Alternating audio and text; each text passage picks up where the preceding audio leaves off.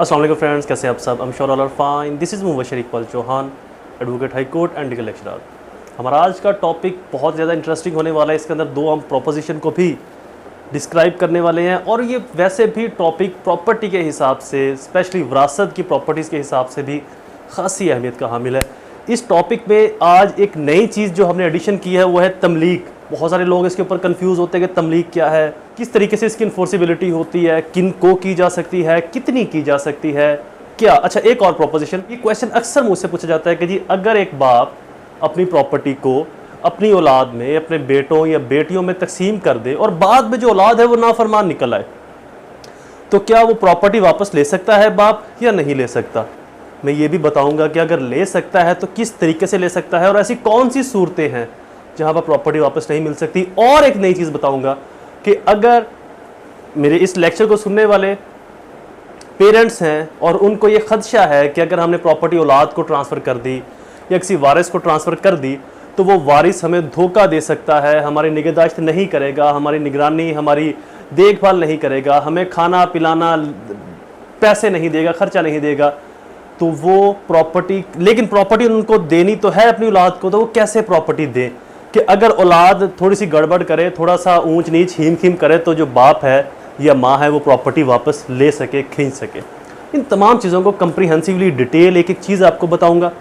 Lecture start करने से पहले एज यूजुअल अगर आप मेरे YouTube channel law and communication skills के ऊपर नए हैं तो रेड बटन को क्लिक करके मेरे चैनल को सब्सक्राइब करना, साथ में ही बेल आइकन को प्रेस करके ऑल नोटिफिकेशन करना भूलें ताकि ऐसे ही फर्दर तमाम इन्फॉर्मेटिव लेक्चर्स आपकी एक्सेस में रहे और उनके नोटिफिकेशन आपको बर वक्त और टाइमली मिलते रहे। मजीद बना मेरे लेक्चर्स की फीस को फुलफिल करना बिल्कुल ना भूला करें। मेरी फीस आपने 3 स्टेप के अंदर पे करनी है। फर्स्ट 10 रुपये डोनेट करने हैं, सेकंड 2 लोगों की हेल्थ, थर्ड मेरे और अपने पेरेंट्स के लिए दुआ। अल्लाह ताला उनको सेहत तंदुरुस्ती अता फरमाए। शुरू करते हैं हमारा लेक्चर गिफ्ट, तमलीक और विल, वसीयत। गिफ्ट जिसको उर्दू के अंदर हिबा भी कहा जाता है, तमलीक वैसे ही एक अरेबिक नेम है, विल वसीयत, ये तीनों टॉपिक प्रॉपर्टी से डील करते हैं। बेसिकली ये ट्रांसफर ऑफ प्रॉपर्टी के प्रोसीजर को डिफाइन करते हैं कि प्रॉपर्टी को ट्रांसफर कैसे किया जाएगा। वैसे इसके अलावा भी प्रॉपर्टी ट्रांसफर करने के बहुत सारे तरीके हैं, लाइक सेल एक तरीका है, मॉर्गेज एक तरीका है, ऑक्शन एक तरीका है, तो वो भी हम ट्रांसफर प्रॉपर्टी एक्ट में अगले लेक्चर के अंदर पढ़ेंगे। बट आज ये जो टॉपिक है ये कंप्रीहेंसिव है, चूंकि फैमिली लॉ से और प्रॉपर्टी का एक मर्जर मिक्सचर है, तो इसकी कंफ्यूजन को हल करना जरूरी है कि गिफ्ट क्या है। हालांकि इन तीनों के अंदर सेम पैटर्न ही यूज होता है, लेकिन बहुत बड़ा मेजर डिफरेंस है। ये इतना ही डिफरेंस है जैसे दिन और रात का डिफरेंस, जैसे सूरज और जमीन का डिफरेंस, जैसे पानी और आग का फर्क है, इतना फर्क है इन तीनों में। बज़ाहिर दिखने में सेम लगते हैं, प्रॉपर्टी ही ट्रांसफर हो रही है, बट तरीकेकार जो इसका है वो जमीन और आसमान का फर्क रखता है। गलत कहते हैं लोग कि जी गिफ्ट और तमलीक सेम है, कोई सेम नहीं है। गिफ्ट और तमलीक के अंदर ब्लेंडर डिफरेंस है, छोटे मोटे नहीं, ब्लेंडर डिफरेंस है। शुरू करते हैं हमारा टॉपिक। सबसे पहले हम आते हैं गिफ्ट के ऊपर। गिफ्ट जो है ये किसी को भी दिया जा सकता है। अ वर्ड, एनीबॉडी, एनीबॉडी, कोई भी शख्स, किसी भी शख्स को जो गिफ्ट है ये दिया जा सकता है। एनीबॉडी में बेटा आ सकता है, बेटी आ सकती है, भाई आ सकता है, भांजी आ सकती है, भतीजी आ सकती है, भांजा भतीजा आ सकता है, फ्रेंड आ सकता है, दोस्त, अहबाब, रिश्तेदार, या कोई ऑर्गेनाइजेशन आ सकती है, या फिर आप किसी मस्जिद को दे सकते हो, मदरसे को दे सकते हो, किसी भी सेंस में किसी भी शख्स को आप दे सकते हो। अब एनीबॉडी के अंदर लॉ ये नहीं कहता कि वो जिसको गिफ्ट दे रहा है या गिफ्ट देने वाला जो डोनर है और जो डोनी है उसके अंदर कोई रिश्ता कायम हो। फॉर एग्जाम्पल मान लेते हैं कि जी हमारे पास 2 लोग हैं, ए और बी। ए अपनी प्रॉपर्टी जिसके अंदर कार है, Civic car, Civic car B को गिफ्ट करता है। मान लेते हैं जी बी एक लड़की है और ये ए की फ्रेंड है, या बी ए की बहन है, या बी ए की माँ है, या बी ए की बीवी है, या बी ए का भाई है, बी ए का दोस्त है, कोई भी है। ए अपनी गाड़ी सिविक बी को गिफ्ट करता है, तो यहां पर रिश्ते का होना कोई जरूरी नहीं, कोई मायने नहीं रखता कि बी का ए से क्या रिश्ता है, कोई रिश्ता नहीं है, दे सकता है। ए की अपनी मर्जी है, उसकी अपनी प्रॉपर्टी है, पर्सनल प्रॉपर्टी में से दे रहा है, भाई किसी को क्या एतराज है, कानून कहता ठीक है जी दे सकते हो। गिफ्ट के अंदर पोजेशन का ट्रांसफर होना जरूरी है, यानी कि जो सिविक गाड़ी है ये गाड़ी की चाबी बी के पास, बी को हैंड ओवर करना जरूरी है। बी जब तक इस गाड़ी के अंदर बैठ नहीं जाता, जो गिफ्ट है ये कंप्लीट नहीं होगा। ये हमें transfer of property act section 122 के अंदर भी डिफाइन कर देता है गिफ्ट। तो लिहाजा गिफ्ट के अंदर पोजेशन का ट्रांसफर करना जरूरी है, एक चीज। दूसरी चीज, किसी को भी दिया जा सकता है, जरूरी नहीं कि किसी रिश्तेदार को दे, बहन भाई को दे, बीवी माँ बाप को दे, किसी को भी दिया जा सकता है। तीसरी चीज, जो गिफ्ट है ये फुल भी किया जा सकता है, ओवरऑल किया जा सकता है, सारे का सारा भी दिया जा सकता है, थोड़ा भी दिया जा सकता है, डिपेंड करता है देने वाले के ऊपर। चौथी चीज, ए और बी का प्रपोजल, ऑफर, एक्सेप्टेंस, वही जो कॉन्ट्रैक्ट एक्ट 1872 के अंदर मेंशन है कॉन्ट्रैक्ट को बनाने के लिए, कि पहले ऑफर आएगी, पहले प्रपोजल बनेगा, ऑफर आएगी, एक्सेप्टेंस होगी उसकी, उसके बाद आप गिफ्ट जो है वो प्रोसीड कर सकते हो। बट गिफ्ट के अंदर कंसिडरेशन नहीं होगी, यानी कि बेसिकली तो कंसिडरेशन इन तीनों में नहीं होगी। ये तीनों जो है ये बगैर कंसिडरेशन के ही चलेंगे, यानी कि कंसिडरेशन मीन टू से कि फायदा कोई नहीं होगा। ए अगर बी को प्रॉपर्टी दे रहा है तो बी से इवज में कुछ नहीं लेगा। अगर इसने कुछ ले लिया तो फिर ये गिफ्ट नहीं है, फिर ये प्रॉपर्टी सेल, मॉर्गेज, परचेज की सूरत में चली जाएगी। लिहाजा ए अगर सिविक गाड़ी बी को देता है तो इवज में कुछ नहीं लेगा, बिल्कुल फ्री ऑफ कॉस्ट देगा, बगैर किसी हर्जाने, मुआवजे के, किसी भी चीज के लेन देन के बगैर ही जो ए है वो प्रॉपर्टी अपनी जो गाड़ी है वो सिविक बी को देगा। अब ये चीजें तो क्लियर हो गई, यानी कि पोजेशन ट्रांसफर करना जरूरी है, एक्सेप्टेंस प्रपोजल का होना जरूरी है, और विदाउट कंसिडरेशन होना जरूरी है ए और बी के दरमियान में, और ऑन द स्पॉट ही होना जरूरी है। यानी कि ये नहीं है कि जी आज गिफ्ट क्या दिया कि जी मैं ये गिफ्ट दे रहा हूं आपको, ये बॉल पॉइंटर मेरी तरफ से आपको गिफ्ट है, लेकिन आपको मिलेगा 10 साल बाद। ये नहीं है, जब तक ये पोजेशन ट्रांसफर नहीं होता तब तक ये गिफ्ट नहीं कहलाएगा। और अगर आप किसी को कह भी देते हो कि मैं ये प्रॉपर्टी आपको दे रहा हूं, लेकिन आप उसको ट्रांसफर नहीं करते, पोजेशन ट्रांसफर उसका नहीं करते, तो वो गिफ्ट की डेफिनेशन में फॉल नहीं करेगा। अब आते हैं जी तमलीक के ऊपर। तमलीक क्या है? जैसा कि हमने गिफ्ट के अंदर पढ़ा कि गिफ्ट के अंदर एनी बॉडी होगा, तमलीक में एनी बॉडी नहीं होगा, कोई भी शख्स नहीं होगा। कौन होगा फिर तमलीक के अंदर? तमलीक के अंदर जो वारसान है सिर्फ वही होंगे। गिफ्ट के अंदर एनी बॉडी, कोई भी शख्स, पहला डिफरेंस तो यहां पर मेजर आ गया। गिफ्ट एनी बॉडी, तमलीक नो एनी बॉडी,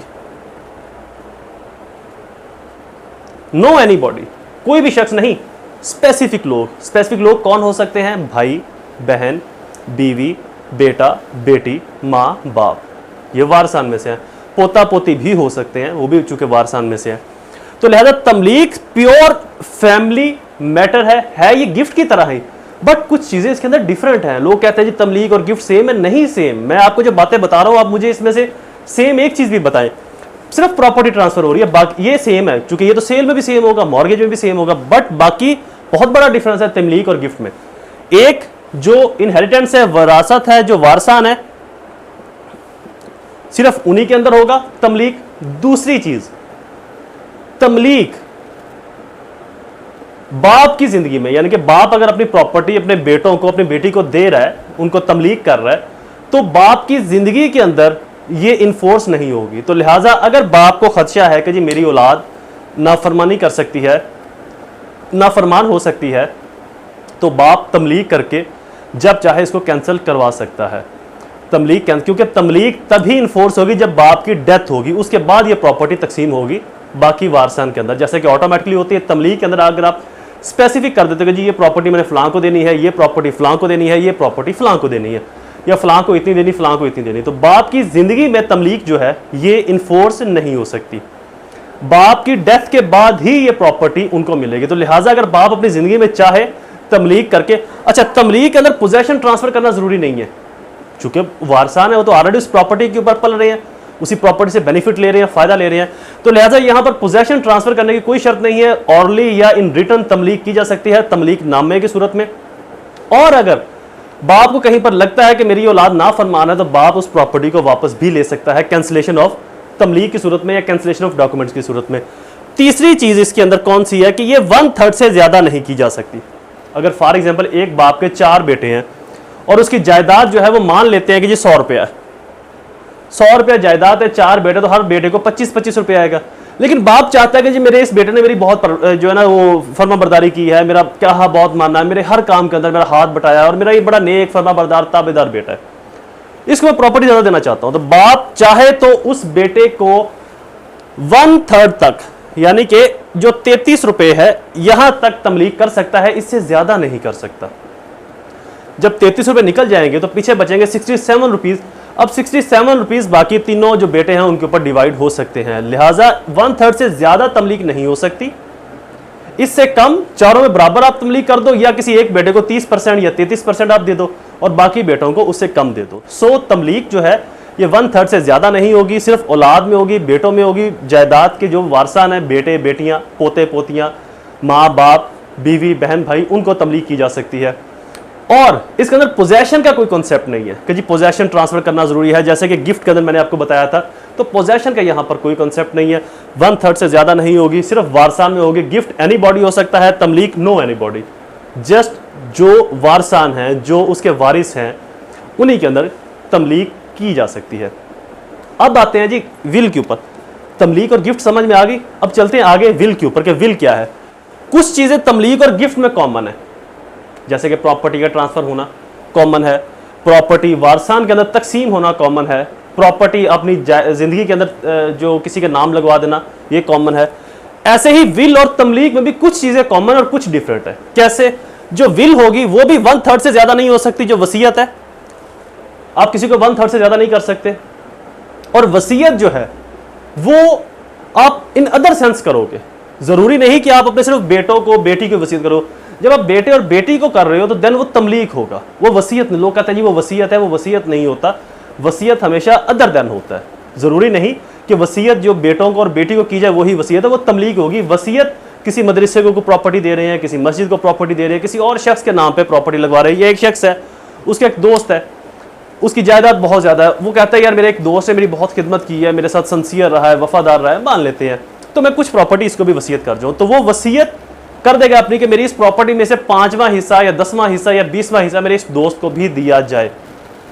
कॉमन क्या है इसके अंदर कि वसीयत भी तमलीक की तरह जब तक उस शख्स की डेथ नहीं हो जाती, एग्जीक्यूट नहीं होती। इसकी इन दोनों की जो तकमील है, इन दोनों की जो तकमील है, एग्जीक्यूशन, वो जो शख्स बना रहा है विल को या तमलीक को, उसकी डेथ के बाद ही एग्जीक्यूट होगी। उसकी जिंदगी में तमलीक या विल एग्जीक्यूट नहीं हो सकती।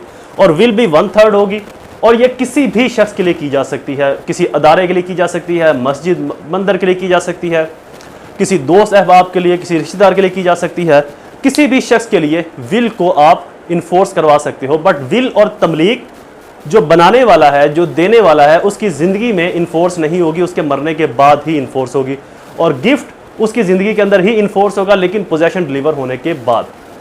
Lecture is complete. I hope ये लेक्चर आपके लिए फ़ायदेमंद साबित हुआ होगा। ऐसे ही इन्फॉर्मेटिव वीडियोज़ को सुनने के लिए मेरे चैनल को सब्सक्राइब करना, बेल आइकन को प्रेस करना बिल्कुल ना भूलें।